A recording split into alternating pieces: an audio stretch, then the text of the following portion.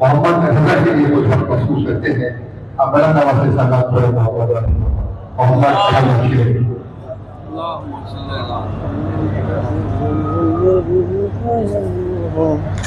رضا بھائی محمد صلی اللہ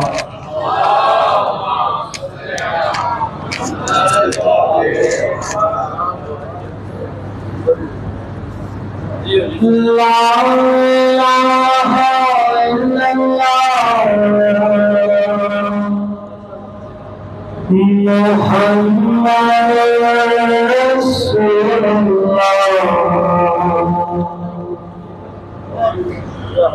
لا الہ الا اللہ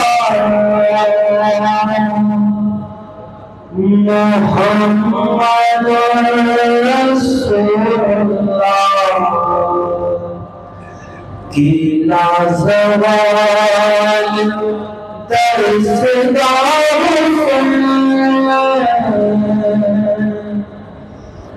حسین ہے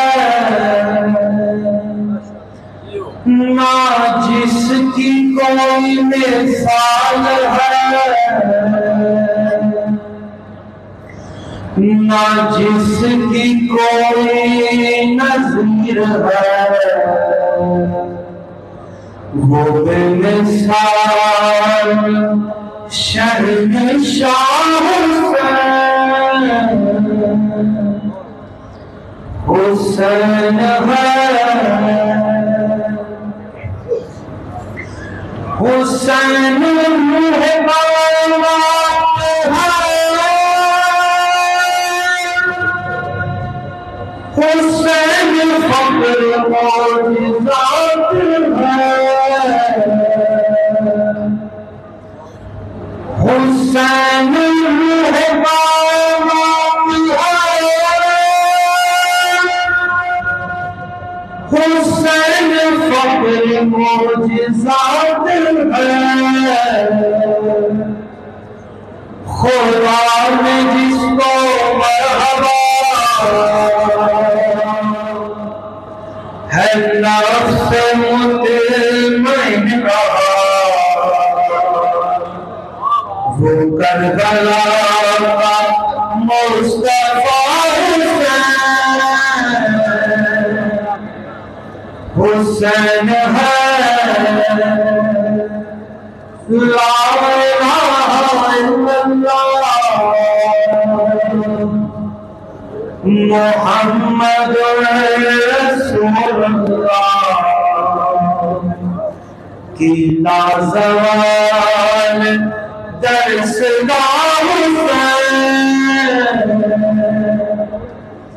حسین ہے محمد و محمد صلی اللہ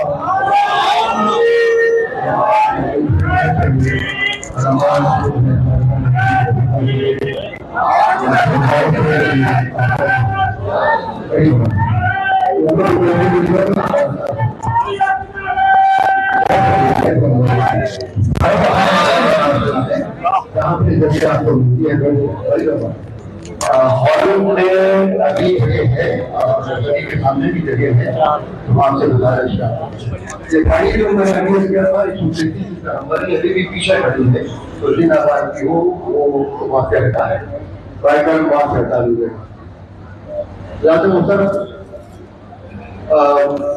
یہ جو بجانے سے سسٹم ہے یہ اپلائی طور پر میں نے پہلے کیا تھا کہ یہ ٹھیک ہو جاتا تو علامہ شاہ سیکرٹری جو ہے یہ باوجود ان کو سنڈے کو کراچی ان کے خصوصیات میں ہے تو آج کی مجلس سے خطاب فرمائیں گے اور کل بھی انشاءاللہ خطاب فرمائیں گے. تو دو روزہ میں علی مسجد اور بارگاہ میں یہ مجھ سے خطاب ملتے ہوں گے. اور آپ یہ بھی علم ہے کہ گزشتہ دنوں علامہ صاحب کے والد محترم عابد حسین نقوی ہم سے جدا ہو گئے. شیخ کو جو ہے وہ ضلع صاحب تھا اور مجھے جوابل درباری کا کیسی جی بنا بہت سے نماز دینے آئے بہت سی تعلیم دینے آئی بلکہ ابھی میں یہ کہہ دوں کہ علی صاحب کے جو رحیم ہیں آج افسر حسین نصیر کے سادہ نواز کا رحیم ہم بہت گزار ہیں کہ ایسے وقت ہے ان کے لیے ابھی بھی تربیت کے لیے وہاں پہ لوگ آ رہے ہوں گے تو یہ تشریف لائے اور 2 وجہ سے ہم سے یہ خطا فرمائیں گے. تو پیغامات ان کے بعد محترم کو باپ آپ کو پتا ہے کہ انگلی پکڑ کے چلنا سکھاتا ہے. تو شفقت فکری جو ہے دوسرے بھائیوں کے انسان ہوتا ہے ہمیں بھی جانا ہے. تو ظاہر پیغامات ان کو دے. تو یہ آج کی جو نوٹس ہے یہ سارے سوال ہیں تعداد کی بلندی کے لیے ہے. موضوع نے خاندان حاجی شیخ ملک چاہ. تو اس خاندان کا موضوع ہے کہ جو شہید والد ہیں ان کے سارے سوال کے لیے اور منفی جو ہیں ان کے تعداد کی بلندی کے لیے آپ سے گزارش کہ ایک بار پورا نام اور 3 بار سورہ اخلاص تلاوت کریں.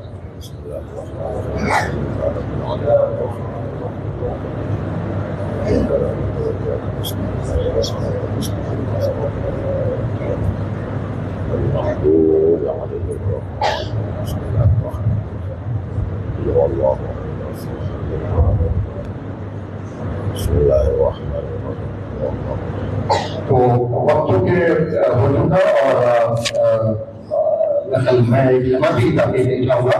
تو علامہ سیکھنی سب سے گزارش کہ میں ذرا نام لوں پھر بھی لوگ پہچانے اپنا تعارف آ جائے علامہ صاحب کے بارے میں. ان کی جو تقاریر ہے ان میں کچھ مواد ہوتے ہیں جو سوشل میڈیا پہ اکثر اس طرح کو ملتے ہیں. تو محمد علیہ محمد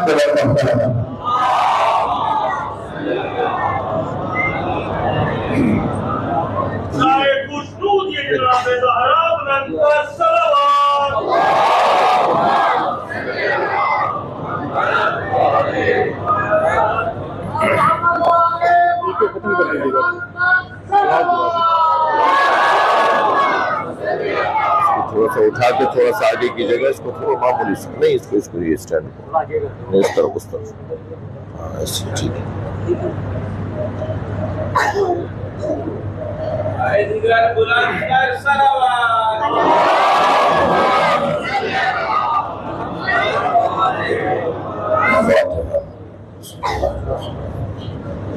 الحمد للہ رب العالمین الرحمن الرحیم إياك نعبد وإياك نستعين صراط المستقيم صراط الذين أنعمت عليهم غير المغضوب عليهم ولا الضالين صل على محمد. أعوذ بالله من الشيطان الرجيم. بسم الله الرحمن الرحيم. الحمد لله الذي لا يبلغ مدحه القائلون ولا يحصي نقاءه العادون ولا يعدي حقه المجتهدون الذي ليس لصفته حد محدود ولا نعت موجود ولا وقت معدود ولا أجل ممدود فترى الخلائق بقدرته ونشر الرياح برحمته. الصلاة والسلام على الرسول المسدد المصطفى الأمجد المحمود الأحمد سيدنا ومولانا ومولى الكونين جد الحسن والحسين معاني أبو القاسم محمد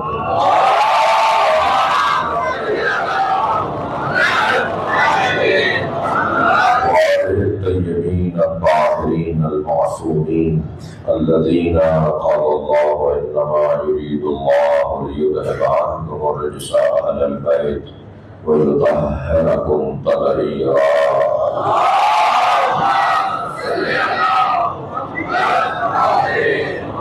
ولعنة الله على أعدائهم أجمعين من يوم عداوتهم إلى قيام يوم الدين. أما بعد، قال الحكيم في القرآن الكريم: بسم الله الرحمن الرحيم. ولقد أرسلنا موسى بآياتنا أن أخرج قومك من الظلمات إلى النور وذكرهم بأيام الله. صلوات.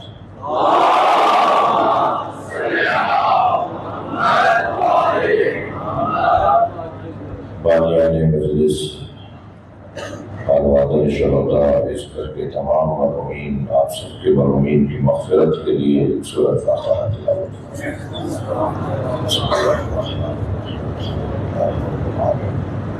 الرحمن الرحیم اهدنا الصراط المستقيم صراط الذين أنعمت عليهم غير المغضوب عليهم ولا الضالين بسم الله الرحمن الرحيم قل هو الله أحد بسم الله الرحمن الرحيم قل هو الله أحد لم يلد ولم يولد ولم يكن له كفوا أحد بسم الله الرحمن الرحيم قل هو الله أحد لم يلد ولم يولد ولم يكن له كفوا أحد اللهم صل على محمد وعلى محمد مغفرت کے لیے صلوات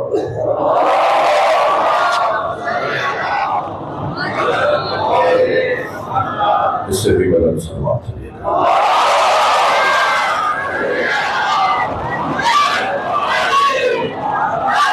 سورہ المبارکہ ابراہیم کی آیت نمبر 5 ہے۔ اس آیت میں اللہ ارشاد فرما رہا ہے وَلَقَدْ أَرْسَلْنَا مُوسَىٰ بِآيَاتِنَا، اور بالتحقیق ہم نے موسیٰ کو اپنی نشانیوں کے ساتھ بھیجا۔ ان اخرج قومک، تاکہ اے موسیٰ تم اپنی قوم کو نکال سکو من الظلمات الی النور، ظلمتوں سے نور کی طرف۔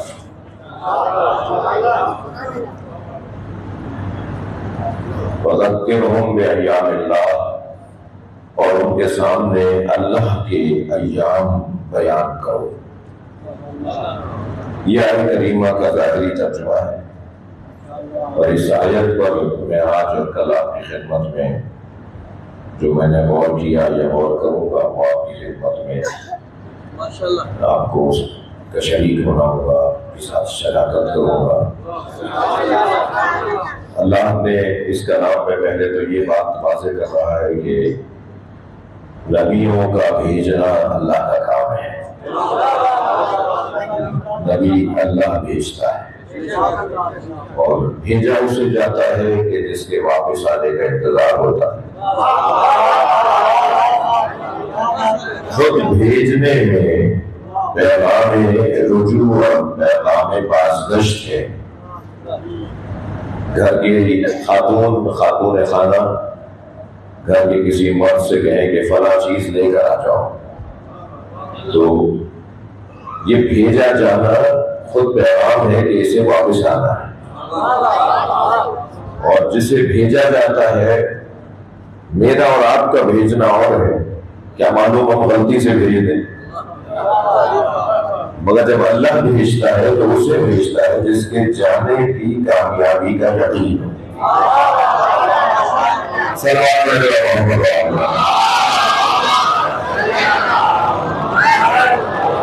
بھائی یہ آیت ہم مردے کو دیکھ کر پڑھتے ہیں نا، اِنَّا لِلَّهِ وَإِنَّا إِلَيْهِ رَاجِعُونَ، ہم اللہ ہی کے لیے ہے اور اسی کی طرف پلٹ کر واپس جائیں گے۔ یہ پلٹ کر واپس جانے میں پیغام یہ ہے کہ ہم یہاں کے نہیں ہیں، زمین ہمارا وطن نہیں ہے، ہم زمین کے شہری نہیں ہیں، ہم یہاں مسافر ہیں، ہم یہاں کسی کام پر آئے ہیں، ہمیں یہاں کسی کام پر بھیجا گیا ہے۔ ہر شخص زمین پر کسی کام پر بھیجا گیا ہے۔ اب جو کام یاد رکھتا ہے وہ کبھی ہو بن جاتا ہے، جو کام یاد رکھتا ہے وہ کبھی سلمان بن جاتا ہے۔ یہ نبی مکرم کے اصحاب کے نام نہیں ہے، یہ کام یاد رکھنے والوں کے نام ہے۔ جو کام ہی آنے کے بعد بھول جائے، معلوم جی بھیجا خاتون نے کہ جا کے فلاں ٹماٹر لے آئیے، اور یہ وہاں دوستوں میں بھول گئے کہ انہیں لانا کیا تھا، اور اب وہاں سے فون اور آ رہا ہے اور میسج آ رہا ہے کہ جی بھنڈیاں چڑھانی ہے، کھانا پکانا ہے، کہاں رہ گئے آپ؟ تو انہیں یاد آ رہا ہے کہ ہمیں کسی کام پر بھیجا گیا تھا۔ اچھا، جس کے پاس یہ سہولت نہیں ہوتی کہ وہ یاد دلا دے میسج کر کے، رابطہ کر کے، تو وہ تو بیچاری بیٹھی ہی رہ جاتی ہے کہ اب یہ کب واپس آئیں گے۔ اور ایسے ذہین ہو کہ پھر 4 گھنٹے بعد لوٹیں اور خالی ہاتھ لوٹیں، تو پھر 1 ہفتے تک گھر جہنم بن جاتا ہے۔ تو یاد رہے کہ جو کام پر جائے اور کام کیے بغیر واپس آ جائے تو واپسی ہے جہنم پہ نظر ہے۔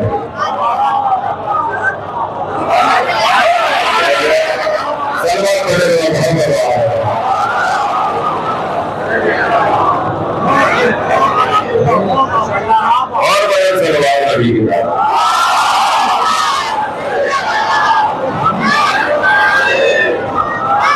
ہمیں بھی اللہ نے بھیجا ہے، ہم یہاں کے نہیں ہیں۔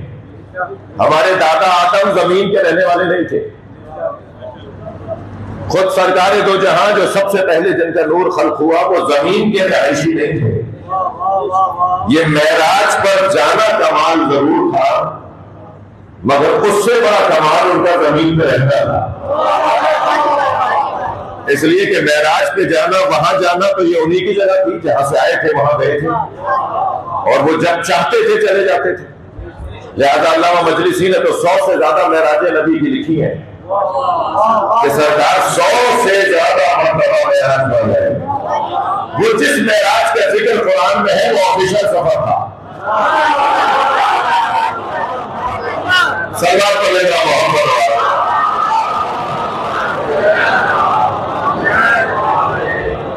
ہمارے لاہور کے دوست آگے تشریف لے آئے ہیں، ایک صلوات اور نبی اور نبی۔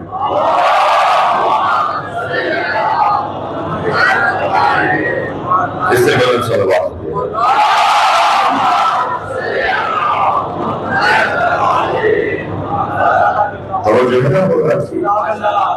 بات تھوڑی سی اور آگے جائے تو میرا دل کر رہا ہے تھوڑا سا ہم یاد کریں کہ ہم یہاں کے نہیں ہیں۔ ہم میرے مولا رضا فرماتے ہیں، صلوات مولا کی ذات،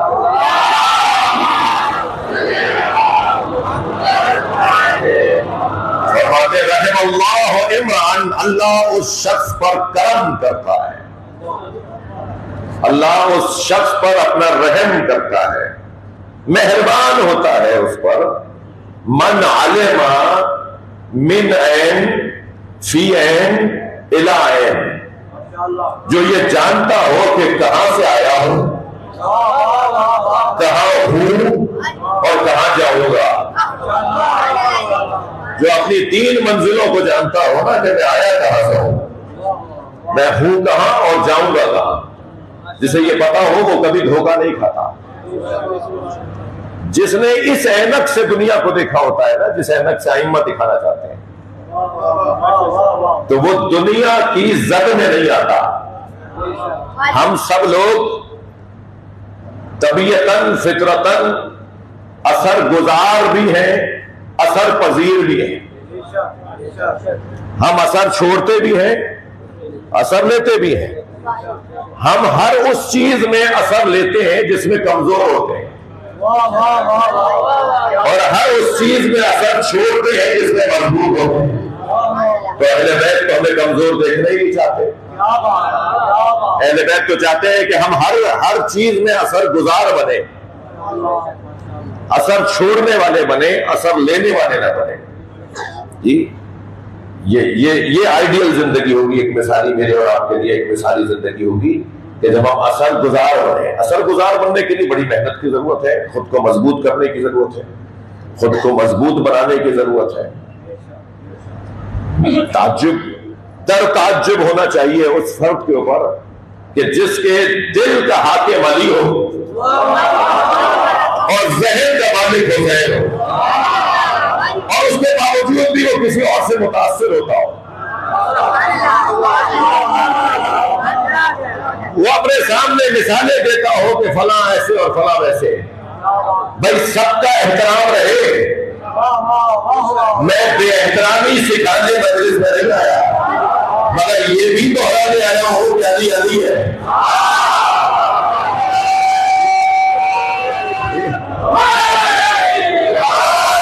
حسین والا کا مقابلہ کسی سے نہیں ہے۔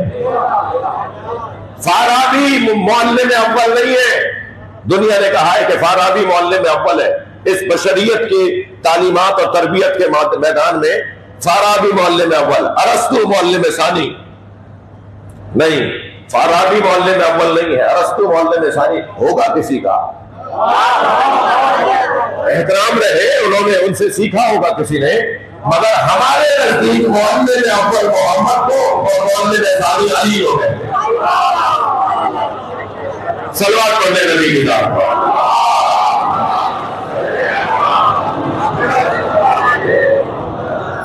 ہم جتنا بڑا ذخیرہ اور جتنی بڑی دولت رکھتے ہیں تو ہمیں تو کسی کی دولت کی طرف دیکھنا ہی نہیں چاہیے۔ ہمارے پاس جو دولت ہے ہمیں کسی اور کی دولت کی طرف نہیں دیکھنا، لہذا اثر گزار بننا ہے ان لوگوں کو کہ جن کے پاس مضبوطی ہو، جن کے پاس طاقت اور فراوانی ہو صلاحیتوں کی۔ علامہ اقبال جب گئے جرمنی پڑھنے تو وہاں جرمن زبان میں پڑھایا جاتا تھا، اقبال نے اتنا اثر چھوڑا کہ انگریزی میں تعلیم شروع کروا دی۔ انہوں نے کہا جی میں تو جرمن زبان میں نہیں پڑھوں گا، میں تو انگریزی میں پڑھوں گا۔ ان کی وجہ سے وہاں کی زبان تبدیل ہوئی، تعلیم کی زبان تبدیل ہوئی کہ اب کون سی زبان میں یہاں تعلیم دی جائے گی۔ اقبال کی وجہ سے رحمت اللہ علیہ، ان کی وجہ سے وہاں انگریزی میں تعلیم شروع ہو گئی۔ جی یہ ہے کمال۔ اچھا وہاں جانے کے بعد معلوم علامہ اقبال بھول گئے کہ وہ کون ہے؟ نہیں، ایسا نہیں ہوا، بلکہ وہاں سے آ کر تو اور بڑے انقلابی بن گئے۔ اب اس کا انہوں نے ہمیں فارمولہ دیا ہے میرے بات کے اوپر، میری مدعا پر دلیل ہے اقبال کا وہ نظریہ کہ اقبال نے واپس آ کر اپنی جو فکر کو پیش کیا وہ تاریخی فکر ہے۔ آیت اللہ خمینی جیسے، آیت اللہ خوئی جیسے، آیت اللہ خامنائی جیسی شخصیات ہمارے بزرگ علماء اقبال کو پڑھ کے کہتے ہیں کہ اس زمانے کا دانشور تھا، اس زمانے کا نابغہ روزگار تھا۔ علامہ اقبال نے جو فکر دی ہے وہ فکر کہیں اور نظر نہیں آتی۔ تو اقبال نے اس مضبوطی یعنی اثر گزاری کا فارمولہ بتایا ہے۔ اقبال کہتے ہیں خیرہ نہ کر سکا مجھے جلوہ دانش فرد، یہ یورپ کی چمک مجھ کو متاثر نہیں کر پائی، یہ یورپ میں پڑھایا جانے والا علم مجھے متاثر نہیں کر پایا۔ خیرہ نہ کر سکا مجھے جلوہ دانش فرد، سرما ہے میری آنکھ کا خواب مدینہ ہو لگا۔ صلوات پڑھنے محمد وآلہ۔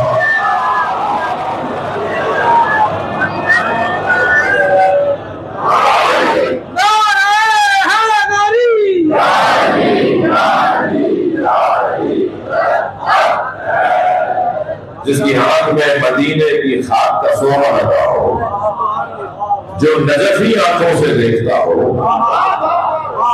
اسے کوئی بھی چمک اثر نہیں کرے گی اس کے اوپر، بلکہ وہ اتنا مضبوط ہوگا کہ وہ اثر ڈالے گا۔ تو عزیزوں ہمیں یہ پتا ہے، یہ پتا ہو کہ ہم کہاں سے آئے ہیں، ہم یہاں کے نہیں ہیں، ہمارے دادا یہاں کے نہیں تھے، ہمارے دادا کو یہاں بھیجا گیا تھا، اور جسے بھیجا جاتا ہے اسے توجہ واپس بھی بلایا جاتا ہے۔ البتہ آپ کی توجہ آپ میرے ساتھ ہے تو ایک اور جملہ بھی ہدیہ کر دو، بھیجا جانا اور ہے، نکالا جانا اور ہے۔ حضرت آدم کو بھیجا تھا، شیطان کو نکالا تھا،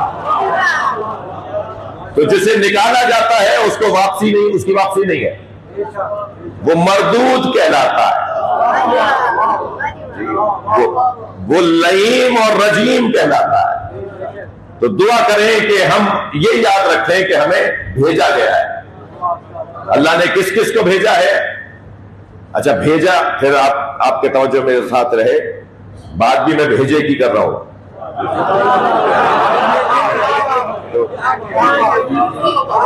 ایک صلوات پڑھ رہا ہوں۔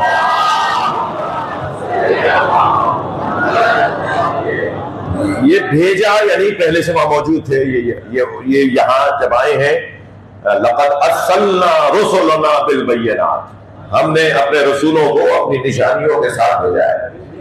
لقد جاءکم رسول من انفسکم، بتحقیق تم تک میرا رسول آ چکا۔ تو یہ وہاں سے یہاں آئے ہیں، وہاں سے یہاں آئے ہیں، تو وہاں سے یہاں آنے کا مطلب یہ ہے کہ انہیں وہاں سے پڑھا کر بھیجا ہے، سمجھا کر بھیجا ہے، سکھا کر بھیجا ہے، جب یہ وہاں سے پڑھ کر آئے ہیں تو یہاں کوئی اتنا دم والا ہے جو یہ پڑھائے؟ جب یہ وہاں سے بھیجے گئے ہیں تو پڑھا کر بھیجے گئے ہیں، سکھا کر بھیجے گئے ہیں، سمجھا کر بھیجے گئے ہیں، تو کیا کوئی دنیا میں ایسا ملے گا کہ جو انہیں یہاں پڑھائے؟ یہ انسان کی عجیب کمزوری ہے، جب انہیں کسی کے آگے پڑھتے ہوئے نہیں دیکھا تو کہنے لگے انپڑھ ہے۔ بھائی تم انپڑھ ہو کہ تمہیں یہ نہیں پتا کہ یہ پڑھ رہا ہے۔ میں اور آپ تو اگر افسران بیٹھے ہیں، شخصیات بیٹھی ہیں، ادارے اور فیکٹریاں چلانے والے لوگ بیٹھے ہوئے ہیں، جب آپ کسی کو کسی کام پر بھیجتے ہیں تو تیار کر کے بھیجتے ہیں نہیں؟ یہ کاغذ بھی لے جانا، وہ فائل بھی لے جانا، یہ پوچھے تو یہ بتانا، وہ بات کریں تو یہ جواب ہے۔ یعنی جب آپ اپنے نمائندے کو بھیجتے ہیں تو کتنا سجا کر بھیجتے ہیں؟ اللہ جب محمد کو بھیجے گا، اللہ جب اس گھرانے کو بھیجے گا تو کتنا سجا کے بھیجے گا۔ لہذا میرے مولا نبی نے فرمایا یا علی زینک اللہ بالزہد فی الدنیا وحب المساکین، یا علی اللہ نے تمہیں دو چیزوں سے سجا کر بھیجا ہے، تمہیں سنوار کر بھیجا ہے۔ مجلس میں مائیں بھی بیٹھی ہیں، اسکول بھیجتے وقت کتنا سجاتی ہیں، سنوارتی ہیں، یونیفارم پر کوئی دھبا نہ رہ جائے، جی بیگ گندا تو نہیں ہے، کوئی پالش ہوئے بغیر جوتے تو نہیں ہے، جی ہم اپنے بچوں کو اسکول سجا کر بھیجتے ہیں۔ اللہ نے علی کو سجا کر بھیجا ہے، اور جن دو چیزوں سے سجا کر بھیجا ہے ان میں ایک چیز ہے بالزہد فی الدنیا، علی دنیا کا زاہد، یعنی ساری دنیا علی کے قدموں میں ہوگی اور علی دنیا کو لاکھ مار رہے ہوں گے، ساری دنیا کی دولتیں علی کے قدموں میں ہوں گی، تبھی تو مولا کائنات کہلائیں گے۔ اور خود کا عالم یہ ہوگا کہ جب ذاتی بات کریں گے تو ذاتی پیسوں کو چراغ جلائیں گے، جب سرکاری کی امور میں مصروف ہوں گے تو سرکاری چراغ جلائیں گے۔ سرکاری چراغ پر کام کر رہے تھے بیٹھے ہوئے کہ ایک شخص نے ذاتی گفتگو شروع کر دی تو آپ نے اپنے ہاتھ سے چراغ کی لوٹ کو بجھا دیا اور دوسرا چراغ جلا دیا۔ اس نے کہا جی یہ کیا کیا آپ نے؟ فرمایا وہ سرکاری پیسے کا تیل تھا، یہ میرے ذاتی پیسے کا روغن ہے۔ جو سب کچھ رکھتا ہو اور اس کے باوجود مستغنی ہو۔ ایک سنی عالم دین کا بڑا حسین جملہ ہے، ابن ابی الحدید معتزلی مصر کے رہنے والے، وہ کہتے ہیں کہ علی کا کمال ان کی نگاہ میں، فرماتے ہیں استغناءہ عن الکل، علی کا ہر چیز سے مستغنی ہونا، کسی چیز کی پرواہ نہیں تھی علی کو، کسی چیز کی خواہش اور بھوک نہیں تھی علی کو۔ استغناءہ عن الکل دلیل انہ افضل من الکل، ہر چیز سے علی کا مستغنی ہونا ہی دلیل ہے کہ علی سب سے افضل ہے۔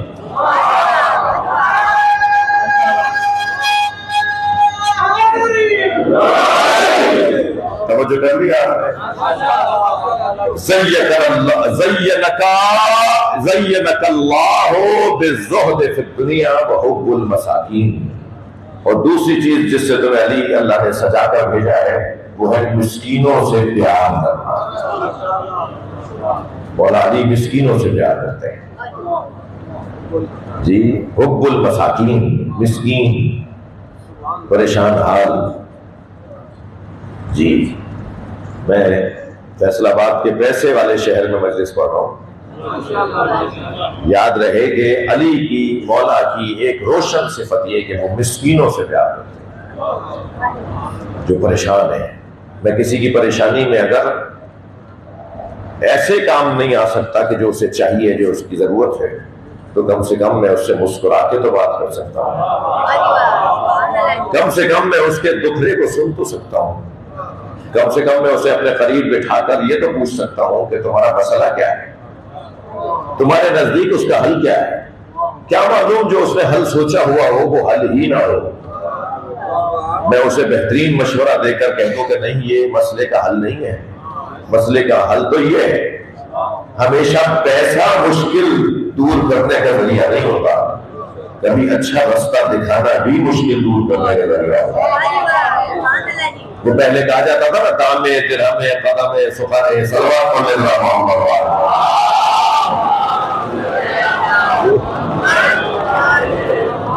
کیا والوں میرا ایک بہترین جملہ اس کے بہت سارے مسئلوں کا حل ہو. میری خوش قسمتی ہے مجلس میں اکثریت جوانوں کی ہے. اگر ہم مولا کائنات کے اس مدرسے سے جو اس وقت امام بارگاہ میں ہم بیٹھے ہیں یہ علی مولا کا مدرسہ ہے. علی کے بیٹے نے سن 115 میں قائم کیا تھا. ساری دنیا میں مولا حسین کے نام کی مدرسے لگے ہوئے ہیں. بلکہ ایسی یونیورسٹی ہے کہ ہر شہر میں کئی کئی کیمپس ہیں اس کے. اور اس یونیورسٹی میں آنے والا یہ چھوٹا سا بچہ بھی ہے. وہ ابا کی گود میں بیٹھا ہوا بچہ بھی ہے. وہ بزرگ بھی ہے اور وہ ڈاکٹر بھی ہے اور وہ انجینئر بھی ہے اور وہ مزدور بھی ہے اور وہ ڈرائیور بھی ہے. اور ہر شخص مولا حسین کے مدرسے میں سیکھ رہا ہے اور وضو کر کے بیٹھا ہے کہ ان کی آواز آ رہا ہے. وہ جو کر لینا تو مسکینوں سے پیار. یہ سجا کر بحث اصلی یہ تھی کہ یہ وہاں سے سجا کر بھیجے گئے ہیں. الرحمن علم القرآن خلق الانسان. رحمان جس نے قرآن کی تعلیم دی اور انسان کو خلق کیا. ہونا تو یہ چاہیے تھا کہ رحمان جس نے انسان کو خلق کیا اور پھر قرآن کی تعلیم دی. یہ کون سا انسان ہے جسے قرآن پہلے پڑھایا ہے خلق بعد میں ہوا؟ یہ کون سا انسان ہے کہ جو پہلے پڑھ رہا ہے پھر خلق ہو رہا؟ یعنی خلق ہونے سے پہلے پڑھ چکا ہے. ابھی اس کا بدن نہیں بنا کہ اسے اللہ نے قرآن پڑھا دیا. جو وہاں سے پڑھ کر آتے ہیں وہ یہاں یہی دعویٰ کرتے ہیں من علمنی حرفا فقد سیرنی حرفا. جس نے مجھے ایک حرف پڑھایا اس نے مجھے اپنا غلام بنا دیا. کوئی ایک حرف تو پڑھائے. علی کو کوئی ایک حرف تو پڑھا کر دکھایا. علی غلام ہونے کو تیار ہے. مگر دنیا میں کوئی ہے ہی نہیں. یہ وہاں سے پڑھ کر آئے سج کر آئے. انا ارسلناک شاہدا مبشرا ونذیرا وداعیا الی اللہ باذنہ وسراجا منیرا. یہ سب وہاں سے لے کر آئے چیزیں. اس آیت کریمہ میں جو میں نے آپ کے سامنے تلاوت کیا جسے تلاوت کیا اس میں بھی اللہ حضرت موسیٰ سے متعلق ارشاد فرما رہا ہے وَلَقَدْ أَرْسَلْنَا مُوسَىٰ بِآيَاتِنَا. اور بتحقیق ہم نے موسیٰ کو بھیجا اپنی نشانیوں کے ساتھ. موسیٰ علیہ السلام کے ہاتھ میں عصا ہے یا نہیں؟ یہ عصا کیا کرتا تھا؟ کبھی پتھر پہ لگتا تھا تو چشمہ پھوٹتا تھا, کبھی دریا پہ پڑتا تھا تو رستہ بنتا تھا. خود اللہ نے بھی پوچھا حضرت موسیٰ سے کیا کرتے ہو اس عصا سے؟ تو اتنا لمبا جواب دیا حضرت موسیٰ نے, میں ٹیک بھی لگاتا ہوں, میں پتے بھی جھاڑتا ہوں. بھائی یہ جو اللہ نے عصا حضرت موسیٰ کے ہاتھ میں دیا یہ کیونکہ اللہ کی دی ہوئی چیز تھی تو وہ دینے کے بعد اگر پوچھے کہ کیا ہے تمہارے پاس تو کتنے شوق سے کوئی جواب دے گا. یہ آیات سے مراد اللہ کی طرف سے انہیں جو معجزے دیے گئے. ہم نے موسیٰ کو بھیجا بے آیاتنا, اپنی آیات اپنی نشانیوں کے ساتھ. کیوں بھیجا؟ ان نشانیوں کے ساتھ کیوں بھیجا؟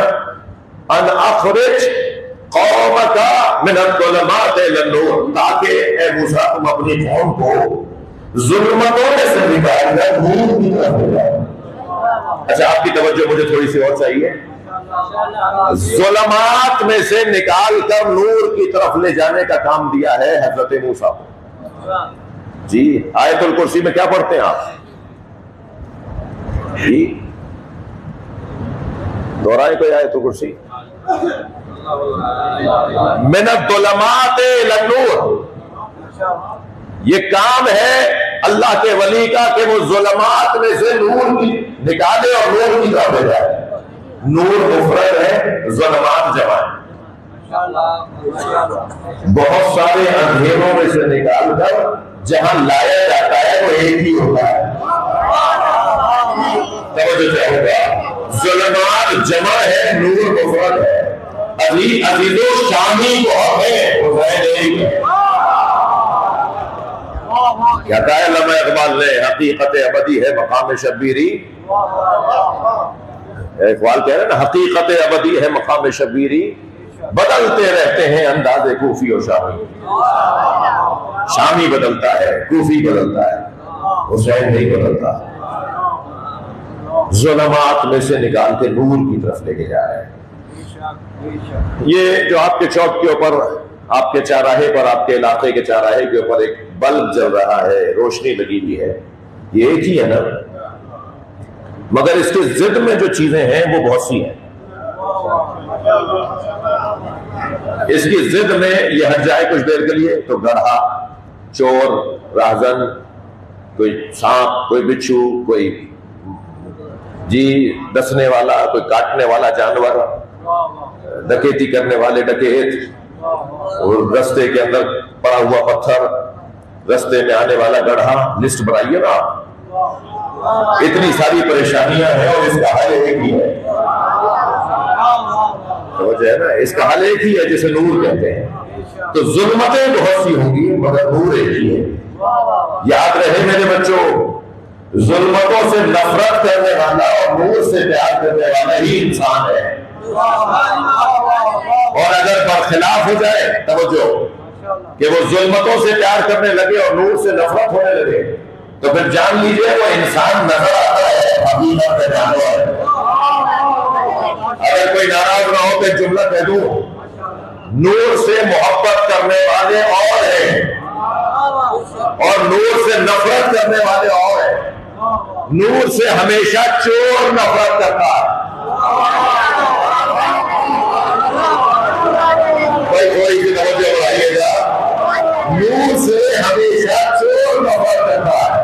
اس لیے نور کی وجہ سے اسے چوری کا موقع نہیں ملتا. اب سمجھ میں آتا ہے اہل بیت کے دشمن اہل بیت کو ماں کے ٹوٹے، یہ گھر میں بھی بیٹھے ہوتے تھے تو انہیں چوری نہیں کرنے دیتے تھے. سب آپ بننے بہت مزہ آ رہا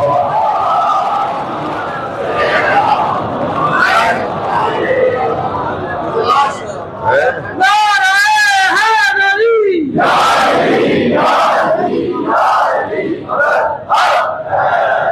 کبھی غور فرمایا کہ امام غیبت میں کیوں ہے؟ اللہ نے امام کو غیبت میں کیوں رکھا ہے؟ اس لیے کہ امام سے پہلے 11 نور بجھائے گئے.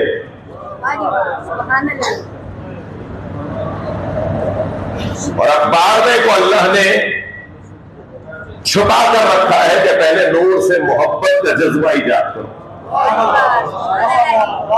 جب تمہیں نور سے محبت ہونے لگے گی تو ہم اس نور کو بھیجیں گے. اگر چوک پہ لگے ہوئے بلب کو علاقے کے بد تہذیب بچے پتھر مار مار کے پھوڑ دیں تو اندھیرا ہو جائے گا نا، اور کتنی پریشانیاں بڑھیں گی. اور علاقے کے معتبر لوگ جمع ہو کر میٹنگ کریں اور فیصلہ کریں کہ بلدیہ متعلقہ ادارے کو ایک درخواست دے تاکہ وہ دوبارہ سے نور لگا دیں، اور درخواست دے بھی دیں اور ان کی گاڑی آ کر وہ بلب لگا کے چلی جائے، اور پھر علاقے کے بد تہذیب بچے پتھر ماریں، پھر وہ بلب ٹوٹ جائے، پھر آپ درخواست دیں اور پھر ان کی گاڑی آ کے بلب لگا جائے، پھر علاقے کے بد تہذیب بچے نور کو، اس بلب کو پھوڑ دیں. اب میں بار بار بد تہذیب اس لیے کہہ رہا ہوں جو نور بجھائے وہ تہذیب دار نہیں ہوگا. بد تہذیبی اس سے زیادہ اور کیا ہوگی کہ تم نور ہی بجھا رہے ہو. میرا سوال یہ ہے کہ 3 4 6 8 10 مرتبہ کتنی مرتبہ آپ کی درخواست پہ عمل ہوگا؟ تھوڑا سا جواب دیجیے گا مجھے. علاقے کے معتبر لوگ کتنی مرتبہ درخواست دیں گے اور کتنی مرتبہ اس پہ عمل ہو جائے گا؟ بالآخر ایک مرتبہ وہاں سے بھی کوئی لے کر آ جائے گا کہ آپ پہلے اپنے لوگوں کو اس قابل بنا لیجیے کہ ہم لوگ بھیج دیں. یہی فلسفہ ہے امام کی غیبت کا اور امام کے ظہور کا. پہلے خود کو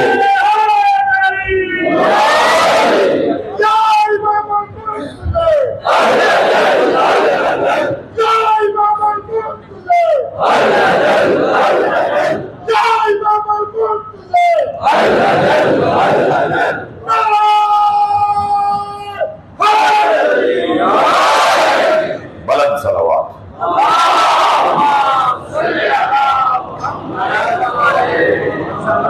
حضرت موسیٰ کو اللہ نے ظلمات سے نکال کر نور کی طرف لے جانے کا کام سونپا، اپنی قوم کو ظلمتوں سے نکال کر اے موسیٰ نور کی طرف لے جاؤ۔ کیا کیا حضرت موسیٰ نے؟ سب سے بڑی ظلمت، ظلمات، ظلمتوں کا مجموعہ، ظلمت کا مجموعہ، ظلمات خود فرعون ہے، ظالم، مشرک نہیں، خود اپنے آپ کو اللہ کہنے والا۔ مشرک تو یہ کہ جو وہ مانتا ہو اللہ کسی کو، یہ کہتے ہیں میں خود اللہ ہوں۔ اس سے بڑھ کر اور ظلمت کیا ہوگی؟ ظلمت کفر، ظلمت شرک بھی نہیں، ظلمت الہاد، ظلمت کفر۔ اس ظلمت کفر سے نکال کر، ظلمت کفر سے نکال کر نور توحید کی طرف لے جانے کا کام حضرت موسیٰ کا ہے۔ کیا کیا حضرت موسیٰ نے؟ بہت کچھ کیا اس کے حوالے سے۔ دریائے نیل پر عصا مارا، رستہ بن گیا۔ حضرت موسیٰ پوری اپنی امت کو نیل میں سے گزار کر چلے۔ حضرت موسیٰ کا لشکر دریائے، توجہ ہے نا، حضرت موسیٰ کا لشکر دریائے نیل سے نکل رہا تھا اور فرعون کا لشکر دریائے نیل میں داخل ہو رہا تھا۔ یاد رہے فرعون اسی رستے میں جب رہا تھا حضرت موسیٰ نے بنایا، رستہ ٹھیک تھا، رستہ نبی کا تھا، رستہ بنایا ہوا نبی کا تھا، اور فرعون بھی اسی رستے پہ چل رہا تھا جس رستے کو حضرت موسیٰ نے بنایا تھا۔ اس کا مطلب یہ ہوا کہ رستے کا اچھا ہونا کافی نہیں ہے جب تک کہ رہنما اچھا نہ ہو۔ رہنما نجات دلاتا ہے، رستہ نجات نہیں دلاتا۔ توجہ چاہوں گا، رستہ نجات نہیں دلاتا، رہنما نجات دلاتا ہے۔ کمال تو ان رہنماؤں کا یہ ہے جو خود رستہ بھی بن جائے اور رہنما بھی بن جائے۔ یہ گھرانہ صراط مستقیم ہے، یعنی خود علی صراط مستقیم، رہنما بھی خود ہے، رستہ بھی خود ہے۔ آپ تھک گئے تھوڑی سی؟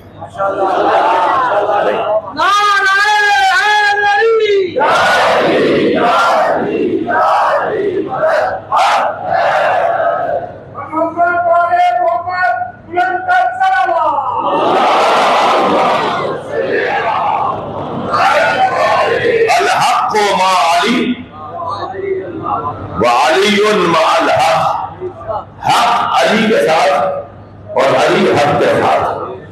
حدیث کیا ہو گئی ہوگی تو وہ بھی ہمارے کوئی اختیار نہیں تھا، مگر حدیث کیا ہوگی نہیں ہے، حدیث آگے بڑھتی ہے۔ اللہم اقر الحق حیث ما داری، یا اللہ حق کو وہاں موڑ جماری گا۔ علی حق، علی حق، علی حق، علی حق، علی حق، علی حق،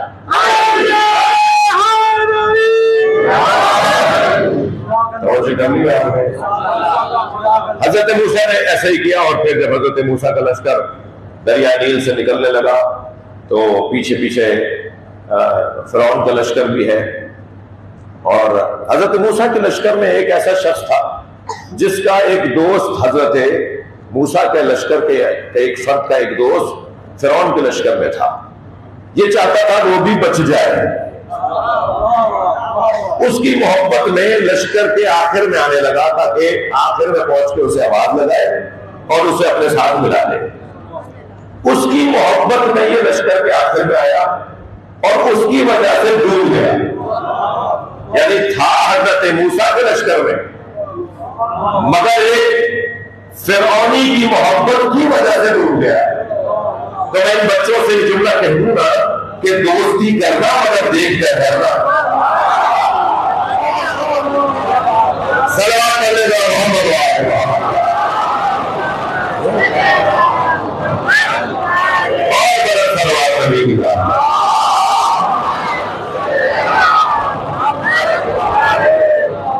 بہت سارے لوگ کسی اور کی وجہ سے ڈوبتے ہیں، وہ خود صحیح ہوتے ہیں مگر دوستی صحیح نہیں ہوتی۔ اور یاد رہے ہر ہاتھ ملانے والا دوست نہیں ہوتا، ہر محبت سے بات کرنے والا دوست نہیں ہوتا۔ ہماری دوستیوں کا پیمانہ بھی حب علی ہو، اہل بیت کی سیرت پر عمل کرنا یہ پیمانہ بنے دوستیوں کا۔ سلام دعا تعلقات ایک حد میں رہتے ہوئے کوئی عیب نہیں ہے، لیکن جہاں دیکھیں کہ وہ ہماری حدوں میں داخل ہو رہا ہے تو غیرت کا تقاضا یہ ہے کہ غیر وہ حدوں میں داخل نہ ہو دیا جائے۔ اپنے آپ کو بھی بچانا ہے اور اس کی مصیبتوں سے بھی بچنا ہے، اپنے آپ کو بھی بچانا ہے۔ تو اس آیہ کریمہ میں حضرت موسیٰ اپنی قوم کو حکم ہے کہ اپنی قوم کو ظلمات سے نکال کے نور کی طرف لے کے جاؤ۔ اب یہ ظلمات سے نکال کے نور کی طرف جو حضرت موسیٰ لے کے جا رہے ہیں، یعنی کفر سے نکال کر توحید کی طرف، شرک سے نکال کر توحید کی طرف، یہ حضرت موسیٰ کا کام۔ یہاں آیت رکی نہیں، وَذَكِّرْهُمْ بِأَيَّامِ اللَّهِ، اور ایک کام ہم نے موسیٰ کو یہ دیا، گویا زبان حال بتا رہا ہوں، ایک کام میں موسیٰ یہ دیا کہ تم اللہ کے ایام کو ان کے سامنے بیان کرو، اللہ کے ایام کو بیان کرو۔ ذکرہم بِأَيَّامِ اللَّهِ، تھکے تو نہیں ہے نا؟ ذکرہم بِأَيَّامِ اللَّهِ، اللہ کے ایام کو ان کے سامنے بیان کرو۔ ایام یوم بھی نہیں، ایام میرے اور آپ کے ایام کا مطلب یہ ہے کہ ہماری عمریں ہیں، کتنے دن کے ہو، کتنے دن کا ہے، آج تمہارا دن کیسا گزرا، یہ سوال ہے کیفیات کے حوالے سے۔ بھائی آج کا دن اچھا نہیں گزرا، آج کا دن بہت اچھا گزرا، وہاں جب گئے تھے وہ دن بڑے اچھے گزرے، یعنی کیفیتیں، جہاں کیفیتیں آ جائے وہ توحید کے باب سے خارج ہو جاتا ہے۔ اللہ کے لیے کیفیت ہنسنا، رونا، مسکرانا، یہ کیفیتیں ہیں نا، خوش ہونا، غم زدہ ہونا، یہ ہمارے لیے، اللہ کے لیے نہیں ہے۔ یہ کیفیتیں ہمارے اللہ کے لیے، جب اللہ کے لیے کیفیتیں نہیں ہے تو پھر اللہ کے دن کا، اچھا اللہ کی عمر، اللہ ازلی اور ابدی ہے، لم یلد ولم یولد ہے۔ سنی شیعہ موحدوں سے بات کر رہا ہوں بھائی، اللہ کے ہاں یہ کیفیت، یہ چیز ہی نہیں ہے، تو پھر اللہ کے دن کا کیا مطلب ہے؟ اچھا پھر میرا تو ایک دن ہفتہ ہے، دوسرا دن اتوار ہے، اللہ کے ایام کو کے نام کیا ہے؟ میرے ایام کے تو ہفتے کے نام ہیں، اللہ کے ایام کے نام کیا ہے؟ تھکے تو نہیں ہے؟ میرے اور آپ کے ایام ہفتہ، اتوار، پیر، منگل، بدھ، جمعرات، جمعہ، اللہ کے ایام محمد، علی، فاطمہ، احمد، حسین، صلوات نبی محمد۔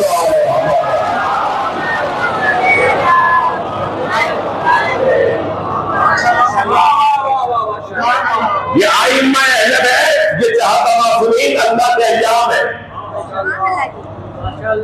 کیا ہوا، کیا بات ہے، کیا مسئلہ ہے؟ کوئی مسئلہ ہو گیا؟ صلوات پڑھیے۔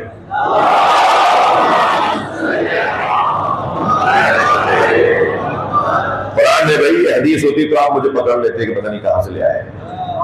یہ قرآن ہے، سورہ ابراہیم ہے، آیت نمبر 5 ہے، اس میں اللہ کے ایام کا تذکرہ ہے، ذکرہم بِأَيَّامِ اللَّهِ۔ اب اگر میرے بچوں نے جلدی میں نہ لیا ہو اور بات کو تھوڑا اور کر لیں، میری اور آپ کے دنوں کی خوبی اور دنوں کے اچھے گزرنے کو ہم یادگار قرار دیتے ہیں۔ اللہ کے ایام نبی سے لے کر امام زمانہ تک یہ اللہ کے ایام ہے، تو آپ بتائیے اللہ کے ایام کتنے اچھے ہیں؟ محمد جیسا وجود، علی جیسا وجود، صلی اللہ علیہ وسلم، یہ اللہ کے ایام ہے۔ اچھا، یوم آزادی، یوم میثاق، یوم جمہوریت، ٹھیک ہے، اس کا کیا مطلب ہے؟ جس دن وہ کام انجام دیا گیا ہو تو اس دن کو، مثلا یوم آزادی ملی، یوم آزادی، جی جمہوریت کے اصول طے پائے، یوم جمہوریت، مزدوروں کا یوم، مثلا یوم مزدوروں کا یوم، یہ جو یوم یعنی جس دن اس سے متعلق کام ہوا، ایسا ہی ہے. یوم اللہ کا کیا مطلب ہے؟ یوم اللہ کا مطلب ہے جس دن اللہ ہے ثابت ہوا. جنہوں نے اللہ ہے ثابت کیا، جن کو دیکھے تو اللہ سمجھ میں آئے، جنہیں سنے تو اللہ یاد آ جائے، وہ ہے یوم اللہ. اب اللہ کے ایام یاد دلانے کا حضرت موسیٰ کو حکم ہے. اللہ کا ایام یاد دلاؤ. حضرت آدم نے جب اللہ سمجھایا تو وہ یوم اللہ. حضرت نوح نے جب اللہ سمجھایا تو وہ یوم اللہ. حضرت ابراہیم نے جب اللہ سمجھایا تو وہ یوم اللہ. سرکار حضرت عیسیٰ نے جب اللہ سمجھایا تو وہ یوم اللہ. نبی مکرم نے جب ہجرت کی تو یوم اللہ. نبی مکرم نے جب مکے کے اندر ہجرت کر کے مدینے میں قدم رکھا یوم اللہ. نبی مکرم نے جب صلح حدیبیہ کی یوم اللہ. علی مولا نے جب اللہ سمجھایا یوم اللہ. امام حسن نے جب صلح کی یوم اللہ. امام زین العابدین نے جب شام کا دربار فتح کیا تو یوم اللہ. امام باقر نے جب علم کا مرکز بنایا تو یوم اللہ. امام صادق نے جب علوم پھیلائے تو یوم اللہ. امام کاظم نے جب صبر کر کے دکھایا تو یوم اللہ.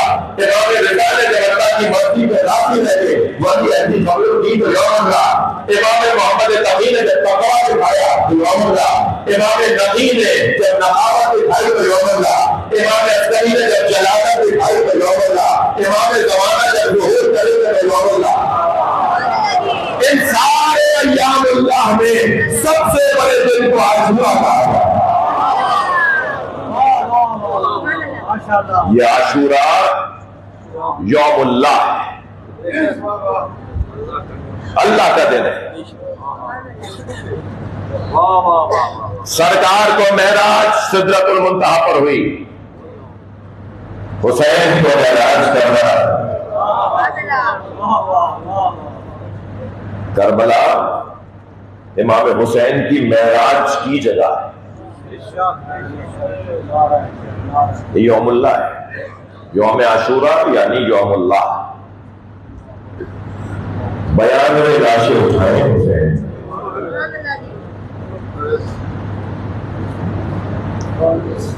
72 تو وہ تھے جو اول سے آخر تک ساتھ رہے، لیکن شب عاشور اور صبح عاشور جو لوگ امام حسین کے ساتھ شامل ہوئے ان سب کی تعداد ملا کر 132 ہے. امام نے 92 لاشیں اٹھائے. کتنا بڑا دن تھا یہ. اللہ نے عاشور کے دن کو اتنا بڑا کر دیا ہے. تھوڑا سا تصور تو کریں. ایک لاشا لا کے رکھنا، پھر دوسرا لاشا لے جانے کے لیے لانے کے لیے جانا، پھر اسے لا کے گنجے شہیدہ میں رکھنا. جوڑیے تو صحیح. صبح عاشور سے عصر تک امام نے اتنے لاشیں اٹھائے. دن ختم ہی نہیں ہوا حسین کا. جیسے عاشور کا دن حسین کا ختم نہیں ہوا، طویل ہو گیا، ایسے ہی آج 1400 سال گزرنے کے بعد عاشورہ کہاں ختم ہوا ہے؟ عاشورہ تو آج بھی جاری ہے. کل یوم عاشورہ، ہر دن عاشورہ کا دن، یعنی ہر دن قربانی کا دن، ہر دن ذمہ داری کا دن، ہر دن فداکاری کا دن، ہر دن اپنے اللہ کو یاد رکھ کر خوش کرنے کا دن. لہذا عاشورہ تو ختم ہونے والا نہیں ہے. میں نے جملہ کہا کہ 92 لاشیں اٹھائے، مگر عزیزوں 4 لاشوں پہ حسین بہت ہوئے. جن لاشوں پر امام حسین بہت ہوئے ہیں ان میں ایک لاشا جناب قاسم کا لاشا. اجرکم اللہ، اجرکم اللہ. اللہ آپ کو کوئی تو نہ دے سوائے ہمیں اہل بیت میں انہوں نے رونا نہ دے.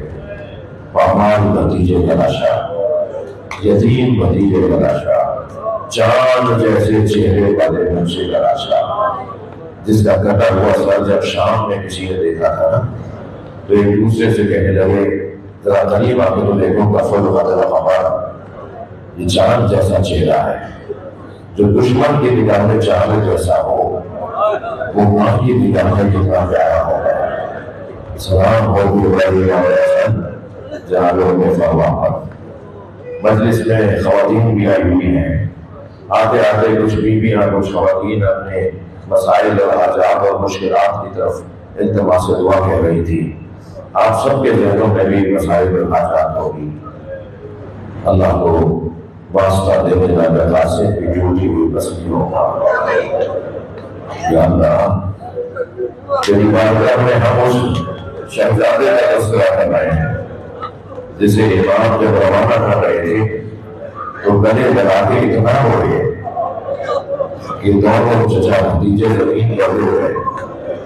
اس وقت جناب زینب کے پاس تو پانی بھی نہیں تھا جو چیزیں دے کر ہوش میں لے آتی۔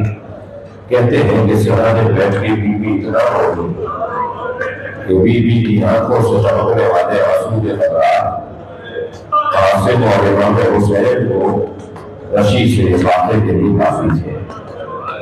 اس لاشے میں جب لائے نا تو ساری بیویوں نے بڑھ کر استقبال کیا، مگر اس بچے کی ماں نظر نہیں آئی۔ تو تعجب سے جناب زینب سے فرمایا بہن زینب ابھی اوپر فرمانا نہیں آ رہے۔ تو ایک بیوی کی آواز آئی جب قاسم کے گرنے کی خبر آئی تھی تو وہ میں فرما پوچھتے سے ہوا میں چلی گئی تھی۔ اب جا کے جو بیویوں نے دیکھا تو کیا دیکھا پیشانی سے ملے ہوئے ہیں اور جناب اوپر فرما تسبیح پڑھ رہے ہیں شکر شکر ہم کا یا اللہ تیرا شکر ہے جو میری قربانی قبول کر۔ جن کے بعد ہم نے وہاں جائے تو مکمل ہو کر دیا۔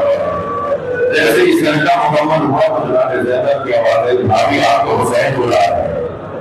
تو وہاں اندر کھڑی ہوئی جہاں لاشا ہے وہ پہمان لاشا، اپنے بچے کا پہمان لاشا دیکھا، غور سے دیکھنے کے بعد فرمایا بھائی حسین مجھے قاسم کا خون بھرپورنا چاہیے، مجھے یہ کوٹا دے دو جس میں میرا بچہ شہید ہوا ہے۔ امام حسین نے بھی یہی فرمایا بھابھی اس کوٹے کا کیا رہے گی جو تار ہو گیا چار چار ہو گیا گھوڑوں کے سروں سے چار چار کوٹے کا کیا کرے گی، مگر ایک ماں کی آرزو تھی۔ امام حسین نے کچھ ہی دیر کے بعد وہ چار چار تار تار تار کوٹا جناب پر جواب دے دیا۔ بیوی نے وہ کوٹا اپنے خیمے میں اپنے سامان کو لے کر دیا۔ اصل عاشور خیمے جھوٹے یہ قافلہ گیا محرم کو کوفہ سے شام گیا، شام میں اسیر رہا، اسیری سے رہائی ملی تو تبرکات واپس آئے۔ ہر بیوی نے اپنی اپنی گردی اٹھائی، جناب عمر خامہ نے اپنی گردی سینے سے لگائی۔ یہ قافلہ شام سے مدینے کی طرف روانہ ہوا، کربلا سے مدینہ آیا۔ جب مدینہ پہنچی تو بار بے چینی ہوئی کہہ رہی تھی مضطربانہ انداز سے فرمان لگی میرا اونٹ جنت البقیع لے جاؤ، بار بار کہتی تھی مجھے چلتی جنت البقیع لے جاؤ۔ جیسے ہی جنت البقیع پہنچی اونٹ سے اتری، قبر امام احمد کے برابر میں بیٹھی، گدھڑی کھولی، کرتا نکالا، امام احمد کی قبر میں ٹھہرا دیا اور ایک نام رہا ہے میرے باقی تمہارے بچے کے لیے جان ملے گا۔ اجرکم اللہ اجرکم اللہ، اللہ کو کوئی کرنا دے۔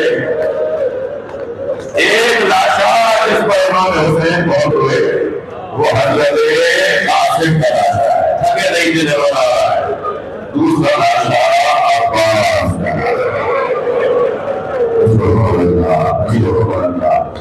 لاشا حسین مولا نہر کے کنارے چھوڑ رہا ہے، مگر مڑ کر بھائی کا لاشا دیکھتے رہے۔ دشمن یہ سمجھا کہ عباس ابھی زندہ ہے اور کچھ ہی دیر میں اٹھ کے بیٹھ جائیں گے تو سنیں گے 10 سے زیادہ تلوار بردار لوگ آگے آئے اور حضرت عباس کے لاشے سے اتنی تلواریں ماری کہ جب امام سجاد نے لاشا اٹھایا تو لاشا کھلک جاتا۔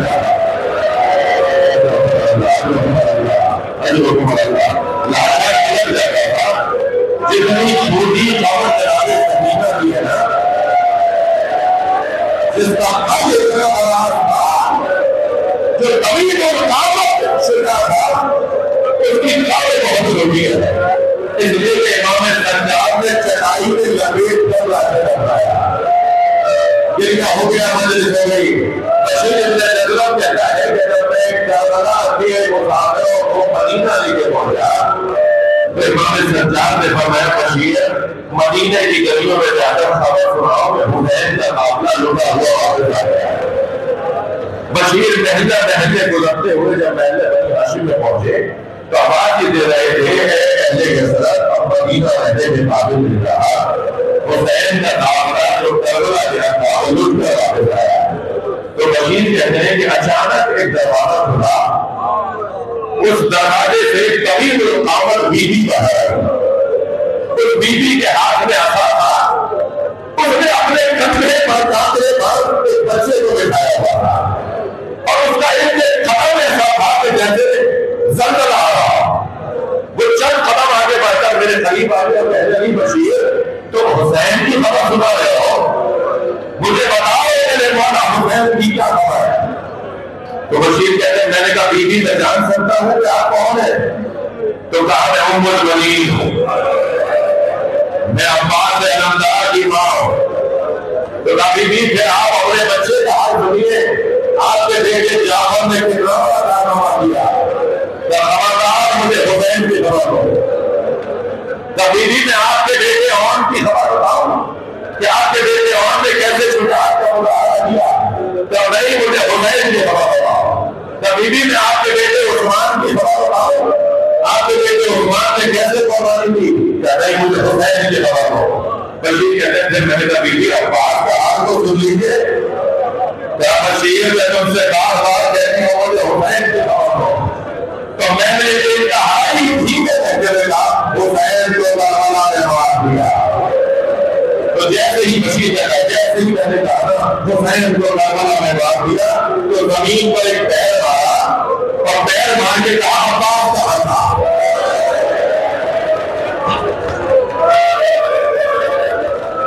میں نے کہا بی بی آپ کا عباس پہلے شہید ہوا اور اس کے بعد حسین کو مارا گیا۔ تو بی بی ام الولید کو یقین نہیں آیا، بتاؤ میرا عباس کیسے مارا گیا، کون ہے دنیا میں جس نے میرے عباس کو مارا؟ عباس کے پہلے بازو اٹھائے گئے۔ تو روتے ہوئے فرمایا مجھے اتنا بتاؤ جس کے بازو نہ ہو وہ گھوڑے سے